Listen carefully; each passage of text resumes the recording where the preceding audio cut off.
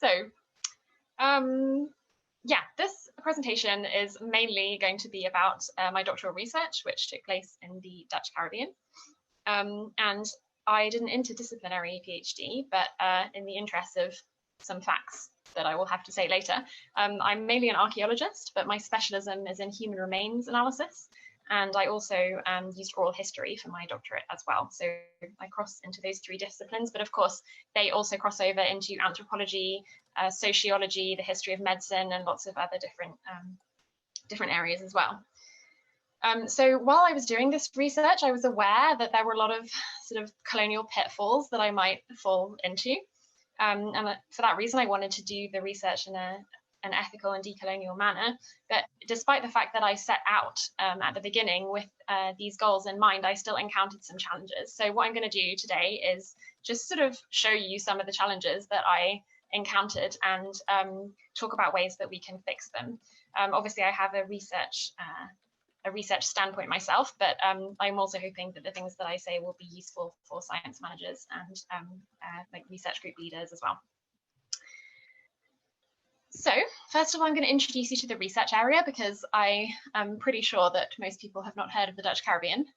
I'm going to talk about the state of the art when I got there and how I tried to approach it in a decolonial manner, and then about those challenges that I mentioned, and then finish with what my wish list would be for future research and some further reading if you're interested. So welcome to the Dutch Caribbean. It consists of 6 islands. The 3 in the south are Aruba, Curacao, and Bonaire, and the 3 in the north are St. Martin, St. Eustatius, and Saba. St. Martin is actually half French as well, but then it's spelled differently. So the history of these islands really starts a long time before colonialism. All 6 of these islands had really thriving indigenous communities, but by the time European colonizers got there, several of these islands were actually uninhabited. The other ones where indigenous people were still living, the Europeans kidnapped a lot of people and took them to work as enslaved people, sometimes on the same islands, but also sometimes on different islands. So I think the indigenous people of Curacao, for example, were taken to work in the silver mines in Hispaniola. And the 6 islands, they have a sort of quite peculiar ecology when you compare them to the rest of the Caribbean. They're very dry. It was impossible for colonizers on these islands to really support a full sugar plantation economy like there was in the rest of the Caribbean. So the islands tended to do different things. 2 of these islands were really important trade points for the Caribbean. They were free ports, which meant that traders there did not have to pay taxes, which made them wildly popular. And 2 of these islands as well were also used as transshipment points for the trade of enslaved people. And 2 of the islands were also salt producers as well, so they're quite different to other Caribbean islands that you might be familiar with. Their more recent history in the 20th century, obviously they were full colonies for a long time, and then just after the Second World War in 1954, they instead became something called the Netherlands Antilles, which was the group of 6 islands, and it had a sort of slightly separate status when compared to the Kingdom of the Netherlands. However, in 1986, Aruba decided that they wanted to become autonomously governing, still within the Kingdom of the Netherlands, but with a lot more independence than they had had before. And so then there were 5 islands left in the Netherlands Antilles until 2010, when 2 more islands, Curacao and St. Martin, decided that they also wanted to become more autonomous within the kingdom, which effectively dissolved the Netherlands Antilles. And so what happened for the remaining 3 islands, so that's St. Eustatius, Saba, and Bonaire, is that they became municipalities of the Kingdom of the Netherlands. They're effectively now just a part of the kingdom that gets treated slightly differently. And people are very often very angry about this on the islands now. Over the last 10 years, it's become clear that the Kingdom of the Netherlands is operating some neo-colonial strategies on the islands, and people are very annoyed that swathes of Dutch people come to live there and retire there and buy holiday houses there, and that the Dutch government has a lot more control over things like the curriculum which obviously is very Eurocentric and does not really speak to Caribbean people. So over the last probably 2 centuries, most of these islands have experienced quite sharp economic decline, which has had a very big impact on people's lives. I'm just going to go to the next slide.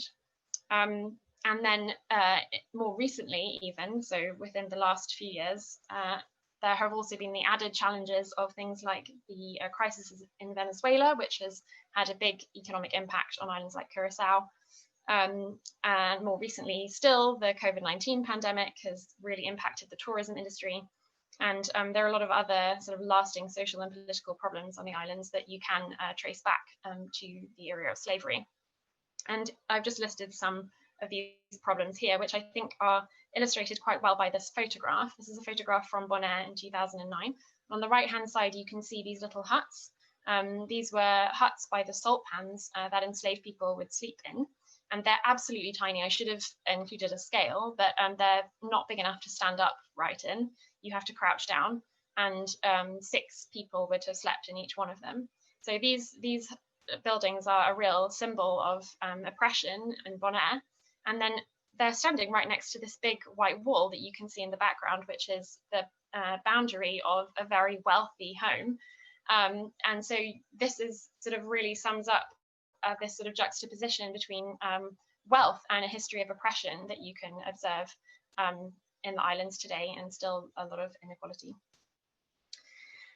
So when I got to the Dutch Caribbean to start my research, I found that the documentary history of the islands has often led to this narrative of mild slavery.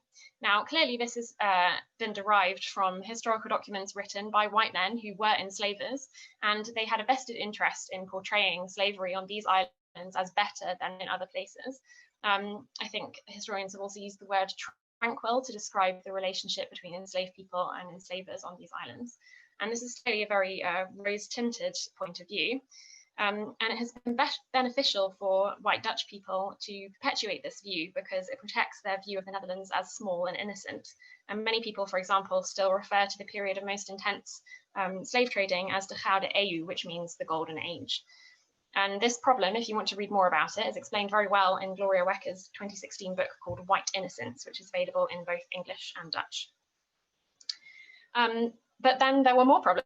So many of the archaeologists who work in the Caribbean have for many years been focusing on the pre-colonial period. They've been studying indigenous sites. And this is partly because a lot of archaeologists consider that time period to be less political, less emotional, less sort of controversial for an archaeologist to study. And this has led to a neglect of the colonial era. There's also a huge lack of osteological research in Africa and the African diaspora, which has made my own work particularly challenging. I found that sometimes journals just don't believe the things that you say if you can't back it up with 100 existing publications. But if there are no publications, then you have to be the first one.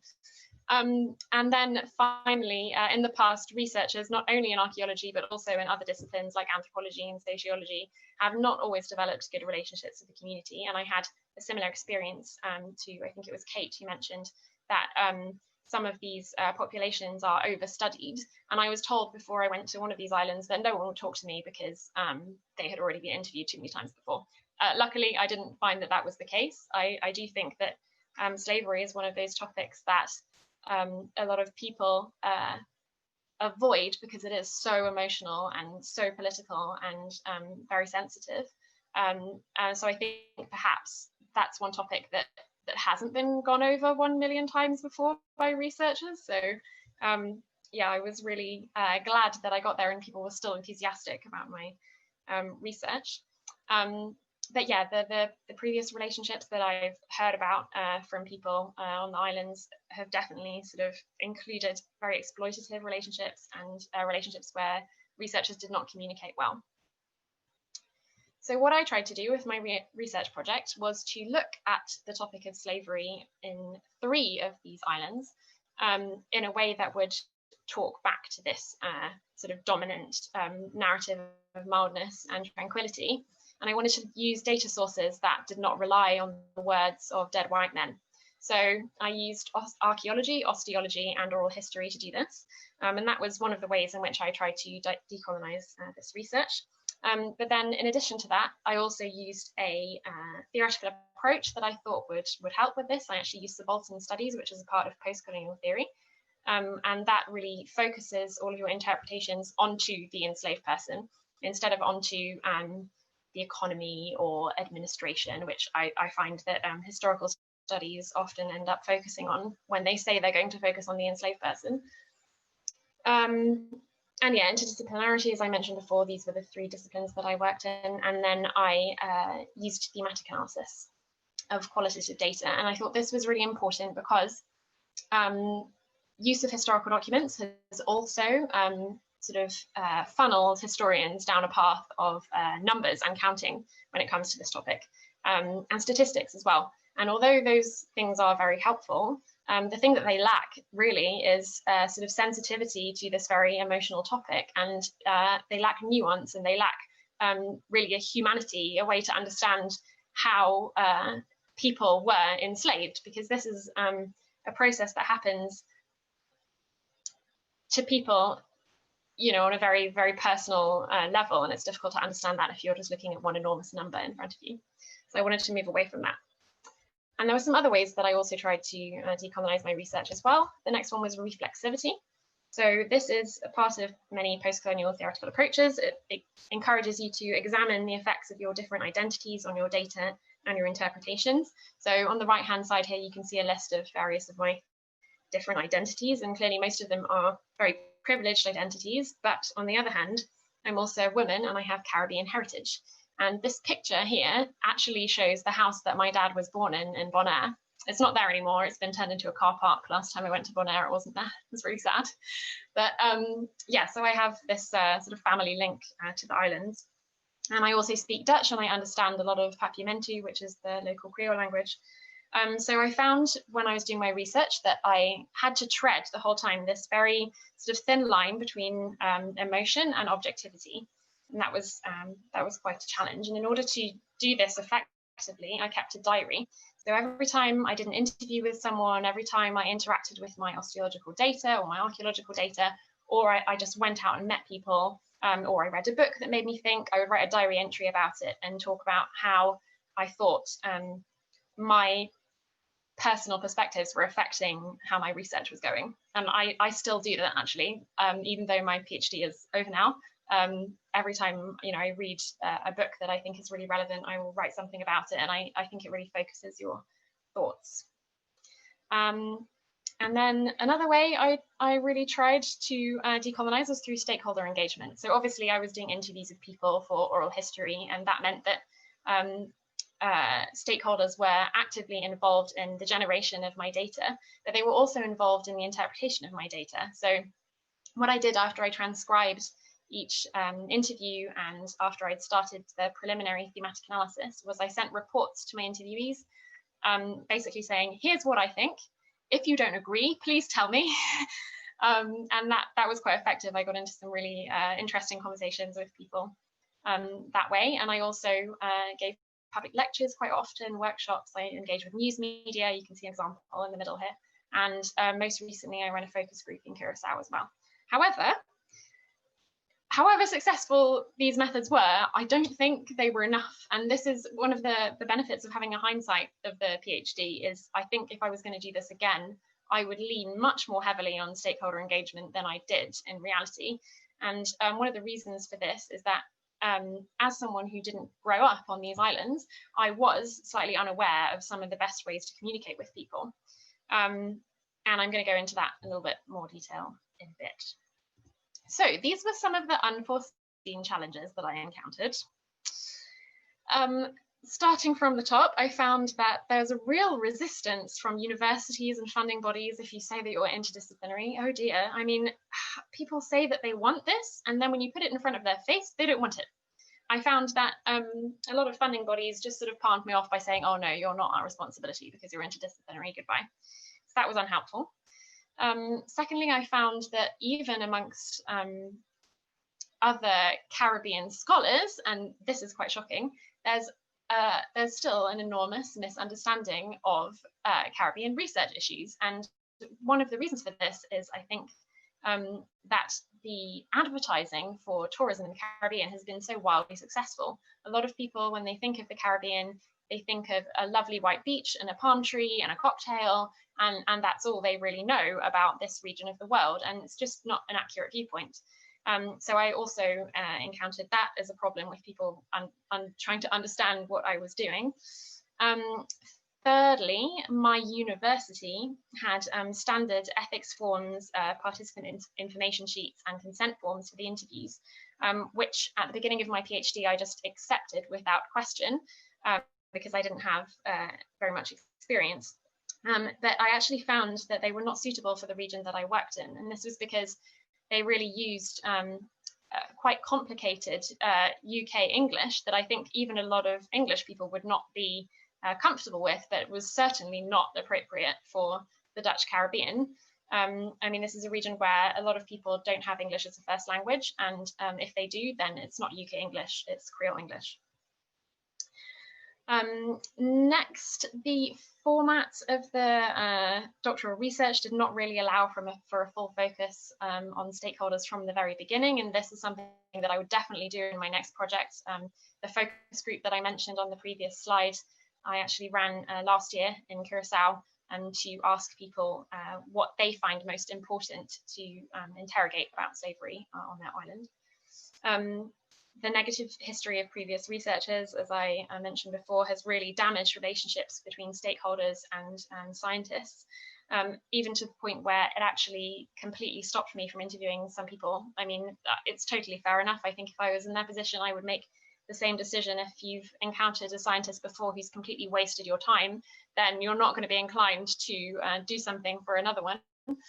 The communication issue, I think, is possibly the most important one. The best methods of communication are not necessarily the ones that are most obvious to outsiders. So on one of the islands where I worked, there's a local science institute, and it's really well equipped, and it lets visiting researchers give public presentations for free, and there's a projector, and there's drinks and everything, and it's lovely. And I didn't notice for a long time that this was not a particularly good venue for talking about my research, because the topic of my PhD was really important to local stakeholders, so they would always turn up for my presentations. And I noticed after a while that other scientists would be very surprised that so many local people came to my presentations, because that was not normal for the Science Institute at all. And I learned more recently that people have now been experimenting with doing presentations at a local restaurant instead of at the Science Institute, and that seemed to be much more successful at bringing people in. As I said before, the balance between the emic and the etic is a constant challenge. And finally, at the bottom, isolation. So I was not part of a research group. I was completely alone. I had very limited resources, and I think that enormous psychological and financial pressure is very stressful, and I do wonder if it affected the effectiveness of the things that I tried to do in terms of decoloniality, and I've been thinking about that recently as well. So how to decolonize Caribbean archaeology? I have some ideas. They're mainly focused around a shift of thinking and doing, and in particular, remembering that living people are more important than dead ones. This is something that I think archaeologists struggle with. We all love our subjects so much, and really care about heritage, and just want everyone else to be really enthusiastic with us, but actually it's not the most important thing. The most important thing is the living people, the stakeholders, the people who own the thing that you as a researcher are studying. And also, yeah, as I said before, communication is so important, has to take account of local circumstances such as high rates of illiteracy, which also occurs on some Caribbean islands, and people not having email addresses. That's something else I encountered. So there need to be other modes of communication as well. And at the bottom here, I've just mentioned social and political impacts. And the reason for that is I've been hearing recently some people saying that they think that science is never political and that we shouldn't get involved in political movements, and that as scientists, we're not activists. And I entirely disagree with all of these statements. Science is always political. Even if you don't mean it to be, someone else can come along later and use your data for something that you didn't intend them to. Or you can be unwittingly colonial, as many people have already noted. So yeah, I think working from this starting point of knowing that science is always political, you can really, I think, use that deliberately and make your research better. If you know from the beginning that there's going to be a political aspect to your work, then you can think about it while you're doing your research, and you can make it explicit, and you can also find out what your stakeholders want, what are their most important political points, and what would they like the effect of your research to be in society.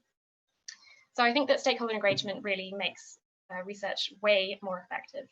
And oh, there was one more point I wanted to mention, which was I think it's also really important to not take information from one region and assume that it applies to another one.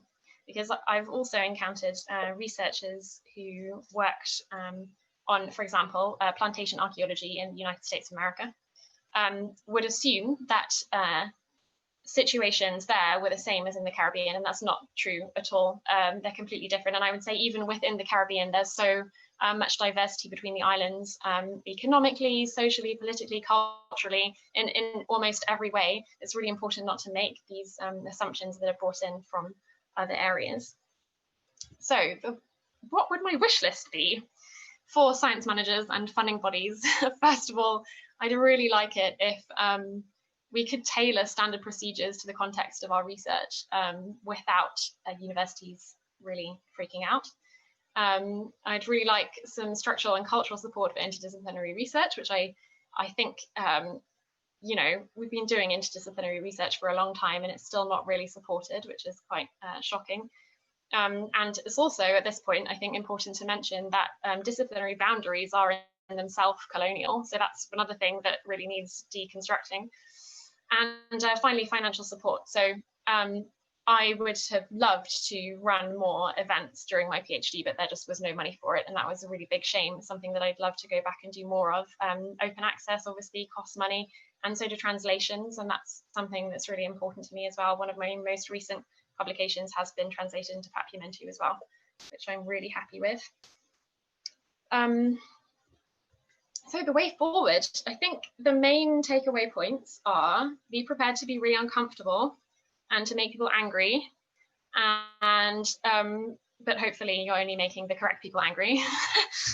And that theory is really important, even in the hard sciences. I mean, I know that mathematicians and physicists maybe don't think that they need theory, and I certainly encounter even some archaeologists who think that they don't need it, but the way we think has such a profound impact on the way that we work that it's really important to interrogate that regardless of your discipline.